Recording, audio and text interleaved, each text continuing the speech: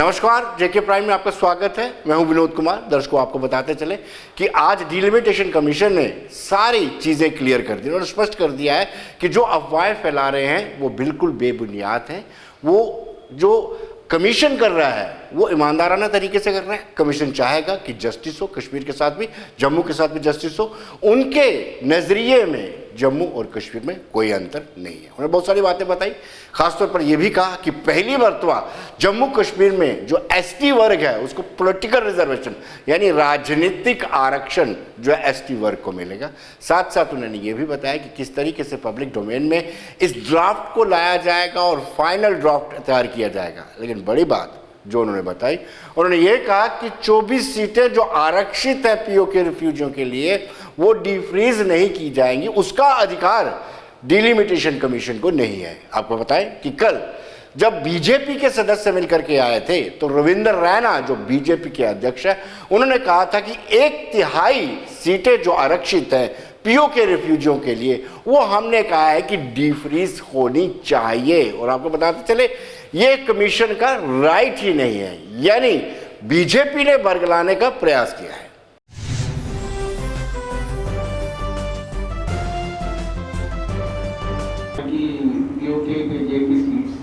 ये जो हम लोगों का प्रावधान है, हम लोग जो डिलिमिटेशन एक्ट है उसके अंतर्गत कार्य कर रहे हैं and Jammu and Kashmir reorganisation act 2019 and as I told you that I have narrated the section 40 also in front of you in which the under the act it has been very clearly mentioned that 24 seats in the Legislative Assembly of Union Territory of Jammu and Kashmir shall remain vacant and shall not be taken into account for reckoning the total membership of the Assembly. And the said area and the seats shall be excluded in delimiting the territorial constituencies as provided under Part 5 of the Act. So they will remain, out of this purview of, and we will be doing the delimitation of 90 seats, which have been raised from 83 to 90, and we have to add 7 more compromises in the Act.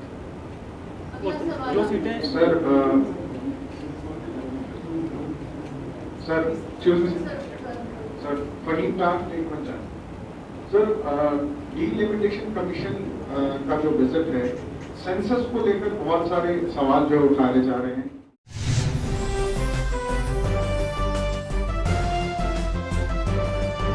दर्शकों, उन्होंने ये भी, commission ने ये भी स्पष्ट कर दिया है कि जिस तरह की अफवाहें फैलाई जा रही थी कि ये मैच फिक्स्ड है या प्री प्लान्ड है, उन्होंने इस बात को सिरे से खारिज कर दिया है।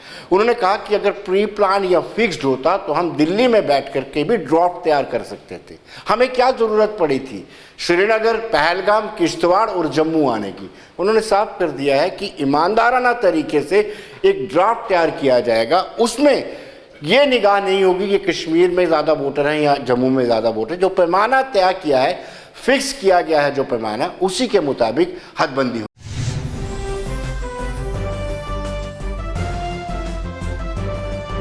Say very clearly on this that nothing has been prepared so far, nothing. And before starting our exercise, we want to have the views of other persons. If you would have already done, there was no need to come. It would have been a table exercise, and we would have done that. So through you also, I would like to communicate that these apprehensions in the mind of any person, if at all, that should go away. And Commission will do its work in absolutely very transparent manner and as per the constitutional mandate given to us. And that is why we are here, and that is why we have met around 800 persons from 290 groups, and we will try to come to consider those as representations and how best we can consider them. So these apprehensions should absolutely go out of the mind.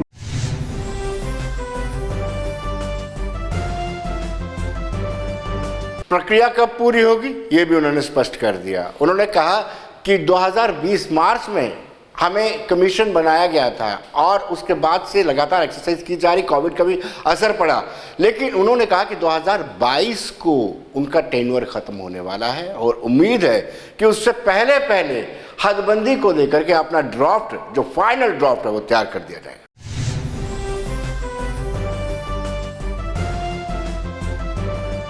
तो लोगों को अभी जो एक साल का extension दिया गया था कमीशन को because of covid and other things, and March is the last date for us. we will try our level best to complete in the given time because we have to take opinion and the concerns of all stakeholders, and that's why we are giving time also to consider those. And as soon as it is finalized and with the associate members' comments also, then it will be put in the public domain, and the commission will try its level best to complete this exercise within the time frame given.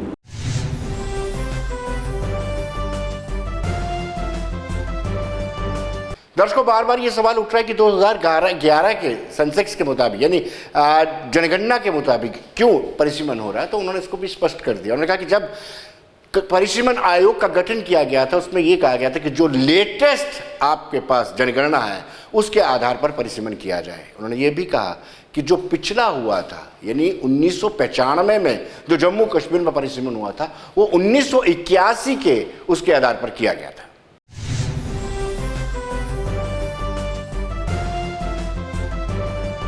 ये आपका जो Jammu and Kashmir का जो delimitation पिछला वाला हुआ है 95 में हुआ है, वो किस सेंसस पे हुआ है? वो 1981 सेंसस पे हुआ है, जबकि पूरे मुल्क में जो डिलिमिटेशन हुआ है वो 2001 सेंसस का आधार पर हुआ है। यानी कि जम्मू एंड कश्मीर का जो डिलिमिटेशन है वो 1981 के आधार पर हुआ है, जिसको कितने साल हो चुके हैं? 41 साल हो चुके हैं। 2020 में जब कमीशन सेटअप किया गया, the last census which is available is 2011 census. So as per this act, the latest census which is available, and the census will have to be completed by that, and that is the mandate of delimitation.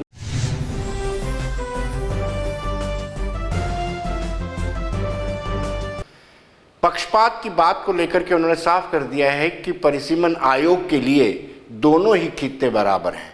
उनके पास जो set format है उसके मुताबिक ही निर्वाचन क्षेत्रों की हदबंदी की जाएगी और कोई पैमाना इख्तियार नहीं किया जाएगा।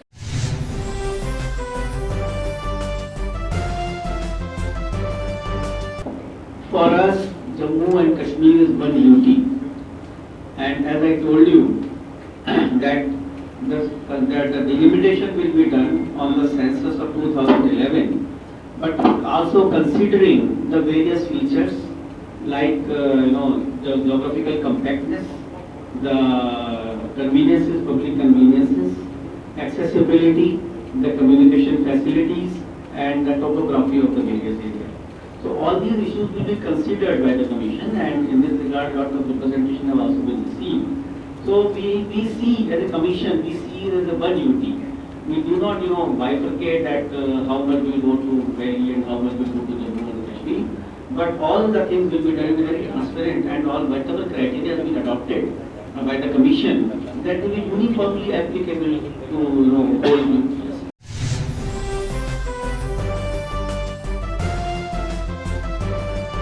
दर्शकों, पारदर्शिता को लेकर के उन्होंने स्पष्ट कर दिया कि बिल्कुल ट्रांसपेरेंट तरीके से फ्री एंड फेयर परिसीमन होगा।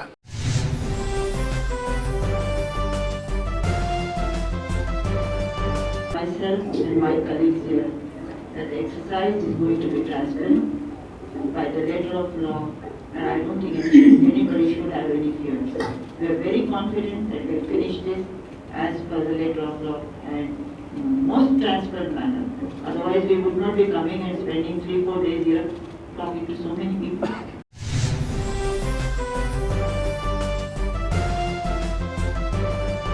दर्शकों, दूसरी ओर आपको बताते चले कि पीपल्स डेमोक्रेटिक पार्टी ने बाइकॉट किया था। इसका जिक्र भी परिसीमन आयोग के समक्ष किया गया, लेकिन परिसीमन आयोग ने कहा कि उम्मीद है कि सभी पॉलिटिकल पार्टीज को ज्वाइन करेगी। लेकिन आज आपको बताते चले कि महबूबा मुफ्ती जम्मू पहुंची है और महबूबा मुफ्ती जम्मू पहुंच करके एरिया खित्ता पीर पंचाल की तरफ जाएंगी और वहां पर अपने कैडर को स्ट्रेंथन करेंगी।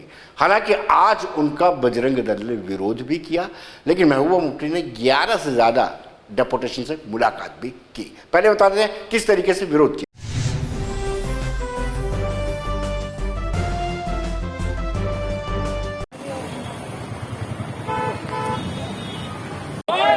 महबूबा मुफ्ती, महबूबा मुफ्ती, महबूबा मुफ्ती।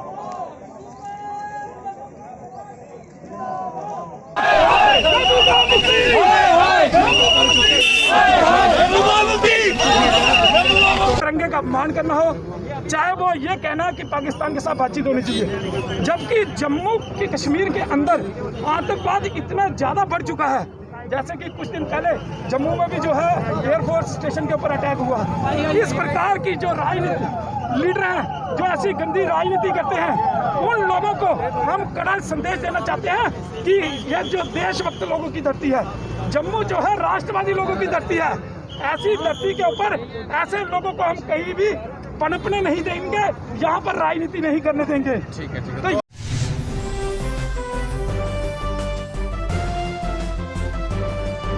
तो वेल दोस्तों, इस वक्त हमारे साथ सीधे फोन लाइन पर हमारे एग्जीक्यूटिव एडिटर जुड़ चुके हैं अशफाक गौहर। गौहर, आज जो प्रेस कॉन्फ्रेंस जम्मू में हुई है उसमें काफ़ी चीज़ें स्पष्ट हो गई हैं। जैसे ये कह रहा था कि मैच फिक्स, ये आरोप पीपल्स डेमोक्रेटिक पार्टी लगा रही थी, अवामी नेशनल कॉन्फ्रेंस लगा रही थी कि ऑलरेडी मैच फिक्स्ड है, प्री प्लान्ड है, लिहाजा हम उसमें शामिल नहीं हो रहे।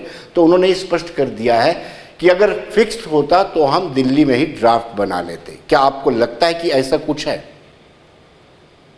देखिए, जिस तरीके की प्रेस कॉन्फ्रेंस हुई और जिस तरीके की रिप्रेजेंटेशन हुई है, चाहे वो श्रीनगर के अंदर हुई हो या जम्मू के अंदर हुई हो, उसके बाद आज खुद कमीशन के सभी मेंबर्स ने इस बात को मान लिया कि फैसला काफी कठिन है, क्योंकि जितना फीडबैक आया है, जिस तरीके से न्यूज चाह रहे हैं, वो हर एक बात को मानना, हर एक बात को इम्प्लीमेंट करना काफी कठिन फैसला होगा। लेकिन जो भी लिया जाए, जो भी डिसीजन लिया जाएगा, वो पब्लिक डोमेन में रखा जाएगा सबसे पहले, और उसके बाद उसका फाइनल ओपिनियन बनाकर जो है वो गवर्नमेंट को भी शो किया जाएगा। तो उससे जो लगातार शिकायतें आ रही थी कि शायद दिल्ली बैठे होम मिनिस्ट्री में या जो कश्मीर अफेयर्स को देखते हैं, उन्होंने कोई बड़ा फैसला पहले ही लिया है और उन्होंने ये फैसला कर लिया कि इसको कहाँ पर करना है, तो उस पर एक विराम लग गया है, नंबर एक। और नंबर दो, जिस तरीके के सवाल कश्मीर घाटी में उस वजह से कि जो पीओजेके के लिए सीटें फ्रीज की गई हैं, उन्हें डिफ्रीज किया जा रहा है और वो एक स्पेसिफिक कम्युनिटी के लिए या एक स्पेसिफिक क्लास के लिए दिया जा रहा है, तो उस पर भी आज उन्होंने साफ कर दिया कि देखिए ऐसा बिल्कुल नहीं होने जा रहा है, क्योंकि इसके पीछे भी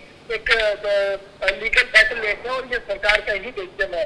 तो कुल मिलाकर जो बड़े सवाल चाहे जम्मू में थे या कश्मीर में थे, पर्सनल कमीशन ने आज जब अपनी बैठक की, अपनी प्रेस कॉन्फ्रेंस की, तो उन्होंने इस चीज को क्लियर किया। दिल्ली में जो लोग इस पूरे सिचुएशन को मॉनिटर कर रहे हैं, चाहे और होम अफेयर्स के अंदर हो या पॉलिटिकल लोगों, उनका ये मानना है कि अब काम जो है और आसान हो गया है कमीशन का, और शायद 1 या 2 मीटिंग के अंदर अंदर पब्लिक डोमेन में सारी रिपोर्ट रखी जाएगी, जिसके बाद फिर एक बार लोगों से रेस्पॉन्ड मांगा जाएगा उस रिपोर्ट का। गौर, आपको लगता है कि बीजेपी की पोजीशन एम्बैरस हुई है जिस तरीके से 2011 के सेंसस के मुताबिक ये करवाया जा रहा है? और दूसरा, बीजेपी ने ये कहा था कि 1/3 ऑफ टोटल सीट्स जो 24 रिजर्व हैं पीओके के लिए, उसको डीफ्रीज किया जाएगा। ये रिकमेंडेशन या ये मेमोरेंडम में उन्होंने बीजेपी ने कमीशन को दिया था। देखिए, जहां तक भारतीय जनता पार्टी की हम बात करें तो शायद उन्हें सबसे ज्यादा इस बात का इल्म था कि जो चीज हम मांग रहे हैं ये टेक्निकली भी और कॉन्स्टिट्यूशनली भी शायद पॉसिबल नहीं हो सकती है, जब तक कॉन्स्टिट्यूशन में अमेंड नहीं और मिनिस्ट्री फॉर होम की तरफ से गैजेटेड नोटिफिकेशन ना आए। लेकिन उसके बावजूद भी बड़ी चीजें होती हैं जो पॉलिटिकल स्ट्रेंथ के लिए होती है और मुख्तलिफ कॉर्नर्स को टच करना होता है।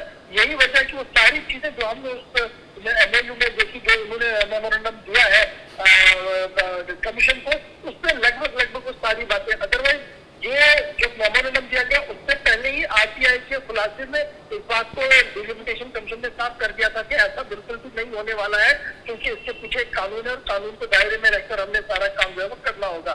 तो कहीं ना कहीं पोजीशन थोड़ी सी एम्बैरसमेंट की जरूर जम्मू प्रोविंस के अंदर होगी, और जिस तरीके से उनके स्टेट हेड की तरफ से जो बाद में बयान दिया गया और जिस शिद्दत और जोर पर उन्होंने ये बात रखी कि पंडितों के लिए स्पेशल कनेक्टिविटी होनी चाहिए, SC/ST के लिए रिजर्वेशन होनी चाहिए, POJK के लिए एक कोटा डिफ्रीज किया जाए, उसको लेकर लगभग आज की प्रेस कॉन्फ्रेंस में कुछ चीजों का सवाल का जवाब तो मिल ही गया। लेकिन जहां तक पॉलिटिकल रिजर्वेशन SC/ST की बात है, वो on the floor of the house commitment है, शायद उस पर कुछ और काम हो सकता है और रोटेशन बेस पर अब ये शायद कनेक्टिविटी चलेंगी। इस तरीके का मन शायद अभी गौहर, कमीशन ने यह भी कहा है कि मार्च 2022 से पहले वो अपनी रिकमेंडेशन दे देंगे। क्या यही एक कारण है महबूबा भी एक्टिव हो गई है? हो सकता है कि अगले साल चुनाव हो जाए। देखिए, हमारे जो सोर्सेज हमें बता रहे हैं वो ये है कि अगर कोरोना की रफ्तार इसी तरीके से रही जो अभी है, यानी 90% कंट्रोल में 10% अभी ऊपर नीचे हो रहा है जी, अगर ये 80-90 के बीच में रहा तो आप ये समझ लीजिए तो अगस्त या सितंबर के आते आते कमीशन की फाइनल रिपोर्ट हमारे सामने होगी अक्टूबर के आखिर तक ओपिनियन लिया जाएगा। दिसंबर के मिड तक इलेक्शन कमीशन का एक और डेलीगेशन जम्मू कश्मीर जाएगा और नोटिफिकेशन आई है। दिसंबर के आखिर से जनवरी मिड और फरवरी तक आपका चुनाव होगा। मार्च आते आते नई हुकूमत नया असेंबली के अंदर नया बजट रख सकती है। ये प्लान है।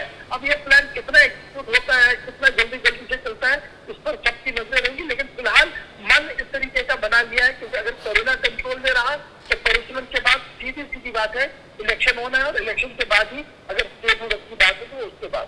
बहुत बहुत शुक्रिया आपका, धन्यवाद।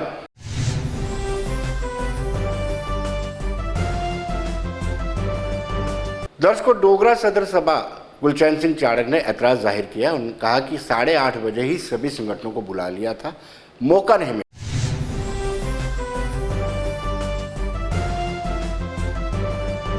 मैं ये स्वागत करता हूं जम्मू के लोगों का कि बड़ी तादाद में वहां पर पहुंचे थे, बड़ी संस्थाएं वहां पहुंची थी। मैं उनका स्वागत करता हूं कि उनके अंदर अवेयरनेस आई है और उनसे अपील करता हूं कि आओ इकट्ठे होकर एक मंच से एक मेमोरेंडम बना के एक आवाज़ हम जम्मू की निकालें ताकि जम्मू के साथ जो 72 साल बेइंसाफ हुआ है अब ना हो। और वो इंसाफ अगर जम्मू को चाहिए तो पहला स्टेप यही है कि यहाँ डिलिमिटेशन ठीक हो, जम्मू को सीटें बराबर मिलें। ये मेरा कहना था।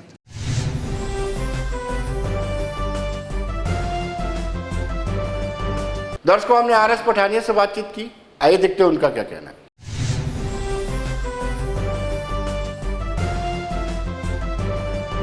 दर्शकों, जैसे कि आप जानते हैं कि डिलिमिटेशन कमीशन ने अपने दौरे किए और 290 से ज़्यादा डेपुटेशन से मुलाकात की। 880 से ज़्यादा लोग इसमें मौजूद थे और उन्होंने अपनी प्रेस कॉन्फ्रेंस में ये कहा है कि जल्द ही वो एक ड्राफ्ट तैयार करेंगे, जिस ड्राफ्ट को जो उनके एसोसिएट्स मेंबर्स हैं उनके समक्ष रखा जाएगा और उसके बाद पब्लिक डोमेन में डाला जाएगा और पब्लिक की ऑब्जेक्शंस के बाद, पब्लिक के सुझाव के बाद उसका फाइनल जो ड्राफ्ट वो तैयार किया जाएगा। तो दर्शकों, इस पर हम चर्चा करेंगे।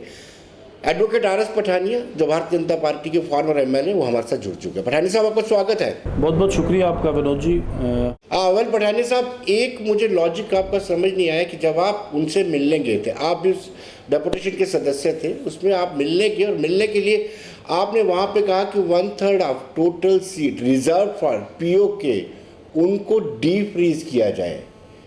क्या डीप फ्रीज का प्रावधान इसके पास है?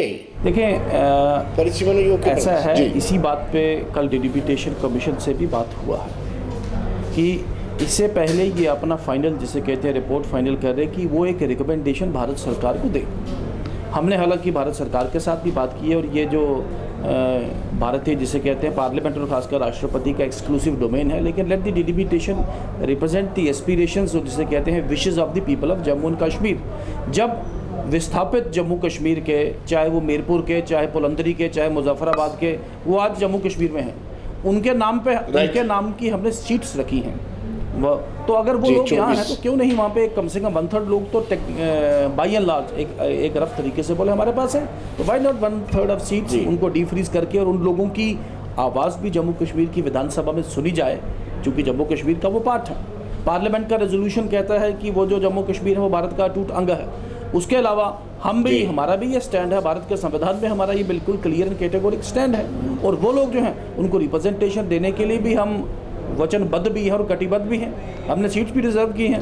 तो उस सिस्टम वाले सीट्स को ज़्यादा इफेक्टिवली एक्चुअलाइज करने के लिए ये हमने प्लान दिया है और आई एम होपफुल कि इसमें एक पॉजिटिव आउटकम ज़रूर रहेगा। लेकिन पठानिया साहब, जब इनके पास उनके अधिकार क्षेत्र में ही नहीं है, उन्होंने साफ और प्रेस कॉन्फ्रेंस में कर दिया है, क्लियर कर दिया है कि ये हमारे अधिकार क्षेत्र में नहीं है। 24 सीटों में से किसी के साथ हम छेड़खानी नहीं कर सकते हैं, हमें सिर्फ 7 सीटें बढ़ानी है। और फिर आपको पता होने के बावजूद भी आप या तो POK रेफ्यूजीज़ को मिसलीड कर रहे हैं, या फिर अपने आप को मिसलीड कर रहे हैं, या पब्लिक की सहानुभूति हासिल करना चाहते हैं। पहले भी कहा कि जो कानूनी और जो संवैधानिक पोजीशन है वो एक चैप्टर है। दूसरा चैप्टर है कि वहाँ के लोगों का एक जम्मू कश्मीर में अगर आए हैं डिलिमिटेशन कमीशन के लोग, तो अपने टर्म्स ऑफ रेफरेंस को, जो वो टर्म्स ऑफ रेफरेंस के दायरे में रहना, वो एक बात है। लेकिन दूसरी बात है कि मौके पे सिचुएशन है। एंड व्हाई नॉट, मैं I put an another question कि डिलिमिटेशन का मकसद है राजनीतिक न्याय, political justice Jammu and Kashmir में करना। हालांकि ये नहीं, मैं भाजपा प्रवक्ता हूँ तो मेरी बात को स्टैंड पॉइंट ही उसमें ले चलें। कल को बात अगर वहाँ पे आ जाए कि 90 से इंसाफ नहीं होता, वहाँ पे 92 सीट्स बननी चाहिए या 94 बनना चाहिए, तो why not a requisition to the effect parliament reorganisation act में अमेंडमेंट किया जा सकता है। तो देखें, बेसिक पर्पस जो जिसे कहते हैं सबसे मूल मंत्र और दी मोस्ट सैक्रोसेंट, सबसे सर्वोपरि है राजनीतिक न्याय। सर्वोपरि उनका टर्म्स ऑफ रेफरेंस नहीं है। हमने उनको ओपन माइंड के साथ हमारी इस मांग को और भारत सरकार को रिकमेंड करने को कहा है, और हम भारत सरकार से भी अपने जिसे कहते हैं अपने पूरे पुरजोर के साथ इस मांग को हम इसे परसू कर रहे हैं कि अगर वर्चुअल में उस पाक ऑक्यूपाइड जम्मू एंड कश्मीर की नुमाइंदगी अबल तो वो सभी लोगों को विधानसभा में लाना है, लेकिन जब तक वहाँ वाले से विस्थापित कम से कम 1/3 सीट्स उनको मिल जाए तो वो भी एक कारगर और जिसे कहते हैं एक बड़ा एक पॉजिटिव और प्रैग्मेटिक कदम रहेगा, ये हमारा मानना है। पठानी साहब, एक चीज़ समझ से बाहर है। अब डे वन से काफ़ी लंबे समय से आप ये कहते हैं कि 2011 की जो जनगणना हुई है उसमें धांधलियाँ हुई हैं, कश्मीर की आबादी को, जनसंख्या को ज़्यादा बताया गया बनिस्बत जम्मू प्रोविंस की। उसके बावजूद भी जो आधार माना जा रहा है 2011 की जनगणना को लेकर के, आपने कोई ऐसा फार्मूला भी नहीं दिया या केंद्र सरकार ने आपकी सुनी नहीं। कोई कम से कम 2011 के बाद जो चुनाव हुए हैं, हर साल मतदाता सूचियों में संशोधन होता है, जो जिनकी डेथ हो चुकी होती है उनको डिलीट किया जाता है, कुछ को शुमार किया जाता है, क्या उसको आधार नहीं बनाया जा सकता था? देखें, ये लीगल पोजीशन है उसमें एज पर हमारा representation of people's act, delimitation act, और डिलिमिटेशन एक्ट के बाद जम्मू कश्मीर का जो रीऑर्गेनाइजेशन एक्ट। लेकिन एक धारणा क्रिएट की जा रही थी population, no doubt population is one of the criterions, लेकिन पॉपुलेशन के साथ एक्सेसिबिलिटी, कॉम्पैक्टनेस, टेरेन, ये सब उसके मापदंड हैं। और हमने ये पुरजोर तरीके से मांग की है कमीशन के साथ कि ठीक है, पॉपुलेशन में भी पॉपुलेशन को कंसिडर है, लेकिन पॉपुलेशन की क्रेडिबिलिटी, जैसे आपने कहा फज्र रिकॉर्ड्स ज़्यादा बताई गई हैं, तो पॉपुलेशन के साथ साथ इन फैक्टर्स को भी थोड़ा ऑन रिकॉर्ड लिया जाए, और इन फैक्टर्स के साथ पॉपुलेशन को आंकने के काफ़ी भी और भी कोई हमारे पास जिसे कहते हैं जो मापदंड, जैसे वोटर लिस्ट या वोटर लिस्ट के साथ जैसे आधार रजिस्ट्रेशन है, ठीक है ना। मैं आई एम नॉट सेइंग कि 2011 वाले सेंसस को उठा के आप कूड़े के दान में डाल दीजिए, दो वी हैव सीरियस डाउट्स, हमें एक बिल्कुल एक सीरियस संशय है उसकी क्रेडिबिलिटी को लेके और उसकी जिसे कहते हैं उसकी वेरासिटी को लेके, लेकिन फिर भी उस सेंसस पे कम रिलाई करते हुए बाकी जो एक्ट में डिफाइंड पैरामीटर्स हैं, या उसके बाद मैंने बार बार कहा the end is to secure the ends of justice, राजनीतिक न्याय करना है जम्मू कश्मीर में। इससे बड़ा डिलिमिटेशन कमीशन का टर्म्स ऑफ रेफरेंस कोई हो नहीं सकता। वो कहें टर्म्स ऑफ रेफरेंस में फंसे रहें और जम्मू कश्मीर के साथ और विशेषकर जम्मू खित्ते के साथ न्याय ना हो, तो जम्मू खित्ते के साथ और विशेषकर जम्मू कश्मीर के दूर दराज पहाड़ी क्षेत्रों के साथ न्याय करना है। तो 2011 के सेंसस पे एक limited Reliance, I am not saying बिल्कुल लेना बिल्कुल नहीं करना, एक लिमिटेड रिलायंस को देखते हुए बाकी फैक्टर्स को कंसिडर किया जाए और वाकई हम जिसे कहते हैं एक सुखद और समृद्ध जम्मू कश्मीर और एक ऐसी विधानसभा जिसमें हर एक आदमी, everybody should have a voice, हर एक आदमी का उसमें, हर एक खित्ते का, हर एक मज़हब का, हर एक उस एथनिक माइनॉरिटी का जिनकी आज तक आवाज़ नहीं सुनी जाती थी, उनकी आवाज़ विधानसभा में सुना जाए, ये हमारा मानना है। आप पठानी साहब, यू थिंक कि जस्टिस हो पाएगा? क्योंकि जम्मू प्रोविंस के लोगों को भारतीय जनता पार्टी से बड़ी उम्मीद है। हालांकि हम ये नहीं कह सकते कि ये कमीशन जो है बीजेपी का है, लेकिन एक्सपेक्टेशन बहुत ज़्यादा है। और क्या इंसाफ मिल पाएगा जो 70 सालों से बेइंसाफी जम्मू खित्ते के साथ हो रही है? पूरे देश में परिसीमन बैंड है। 2001 के कानून के तहत पूरे देश में कहीं परिसीमन नहीं, लेकिन जम्मू कश्मीर में परिसीमन हो रहा है। पूरे जिसे कहते हैं इतनी अपोजिशन, इंटरनेशनल प्रेशर और पार्टीज़ ने बाइकआउट तक का वहाँ पे तमाशा खड़ा करने की, लेकिन फिर भी भारतीय जनता पार्टी कमिटेड है एक जस्टिफाइबल परिसीमन के लिए। और मैंने बार बार कहा we don't want to pitch Jammu versus Kashmir, एक राजनीतिक जिसे कहते हैं पॉलिटिकल जस्टिस, और हम कभी नहीं चाहेंगे आज तक हमारे साथ हुआ अब किसी और खित्ते के साथ भेदभाव हो। बराबरी जो जम्मू का एक जिसे कहते हैं एक जस्टिफाइड और जो न्याय जो जम्मू का हिस्सा है वो जम्मू को मिलना चाहिए, ये हम इसमें लेके चलें और ये हमारा लक्ष्य है और इस लक्ष्य को हम ज़रूर प्राप्त करेंगे। हमने अपने मैनिफेस्टो में कहा, हमने विधानसभा के पटल पे कहा, हमने पार्लियामेंट में कहा, और अपने इसको एक्चुअलाइज करने के लिए मैंने कहा कि जम्मू कश्मीर के लिए विशेष ये जो परिसीमन आयोग की गठन हुआ है तो इसे पॉजिटिव और सकारात्मक तरीके से हर एक जम्मू कश्मीर के जिसे कहते हैं निवासी को देखना चाहिए। पठानी साहब, क्या इस कमीशन को ऐसा अधिकार है कि अगर जैसे हम देखते हैं, आंकलन करते हैं, आप अपनी कॉन्स्टिट्यूंसी देखेंगे कितने बड़ी कितने वोटर्स हैं, और आप गांधरबल देखेंगे, आप दूसरी कश्मीर में कंपेयर करेंगे, क्या आपको लगता है कि वहाँ पर भी कुछ कॉन्स्टिट्यूंसीज मर्ज करनी चाहिए? देखें, डिलिमिटेशन में इनका जो टर्म्स एंड प्रेफरेंस है, ये को बाउंड नहीं होते उसमें by the boundaries. They could create boundaries, they could merge, they could bifurcate, ये कुछ भी कर सकते हैं। डिलिमिटेशन कमीशन को मैंने कहा इनका एंड रहेगा कि जम्मू कश्मीर में पॉलिटिकल जस्टिस करना, राजनीतिक न्याय करना, और उसके लिए दे कुड डू एनीथिंग। इनका अनलिमिटेड रेफरेंस है। जी पठानिया साहब, कमीशन ने अपनी प्रेस कॉन्फ्रेंस में ये स्पष्ट कर दिया है कि मार्च तक हम अपना प्रोसेस कंप्लीट कर देंगे।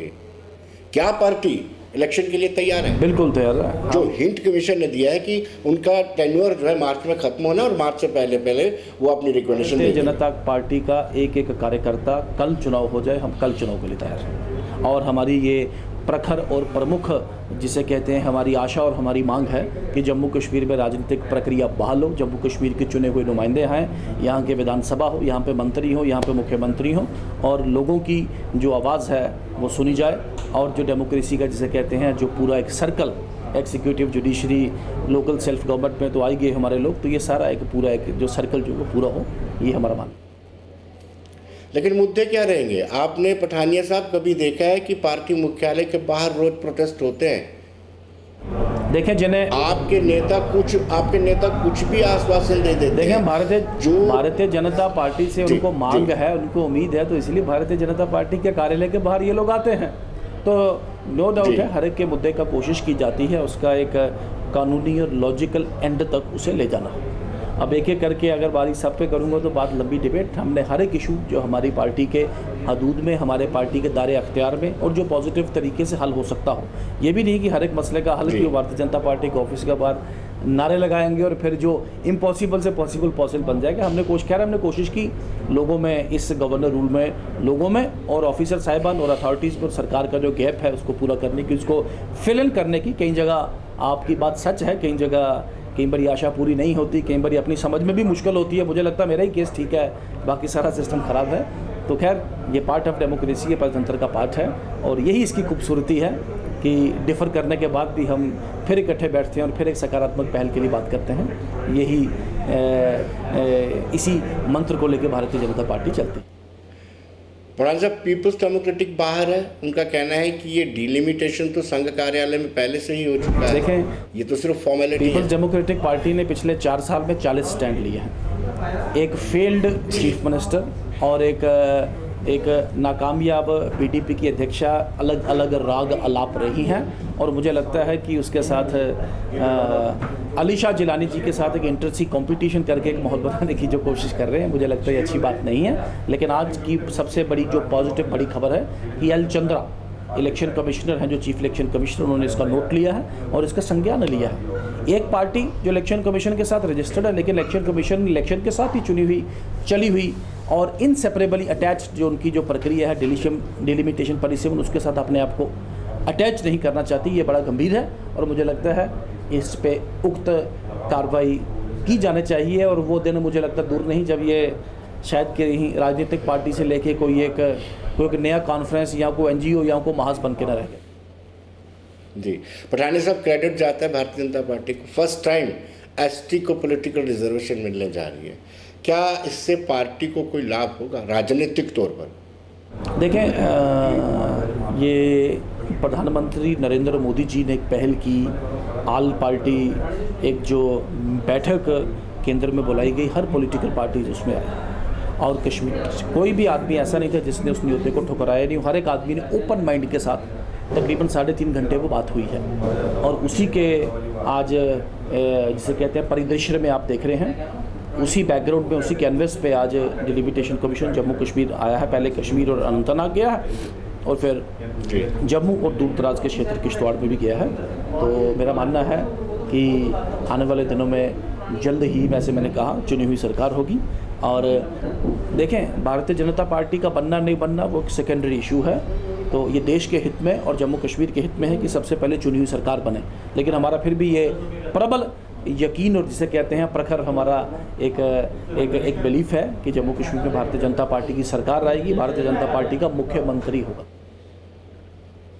जी पठानी साहब, बहुत बहुत शुक्रिया आपका। बहुत शुक्रिया।